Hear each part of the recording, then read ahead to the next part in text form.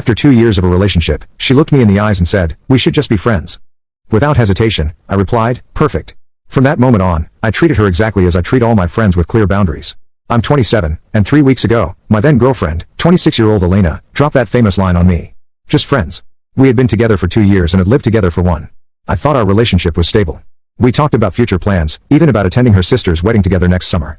Everything seemed to be on track, but on a random afternoon, a Thursday, without any prior warning, she asked if we could talk. I already had a feeling where that conversation was headed. "I love you, but I'm not in love with you anymore," she said bluntly. "I think we should move on to being just friends." "Move on?" I asked, bewildered. "Yes, you and I get along well. We share the same group of friends, similar tastes. We'd be excellent friends even if we're not a good couple," she added, visibly uncomfortable. "It's not about someone else. I just need to find myself, to discover who I am without you, but I don't want to lose you completely." "So, you want to break up, but keep me around?" I replied. "Put like that, it sounds bad. I just think we work better as friends. We could still see each other, be present in each other's lives." What chilled me was that while she was saying all this, she already had a suitcase packed. Her friend Lucia was picking her up in an hour. It was all planned. "You already have your exit strategy then?" I asked. I knew this would hurt you.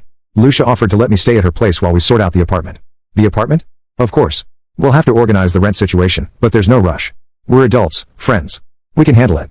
I stayed silent for a few seconds, processing the absurdity of the moment. 2 years living together, talking about having kids, and now she wanted us to be colleagues. "All right," I said finally. "All right, just like that. Yes, you're right. We can handle this like adults." She smiled, relieved.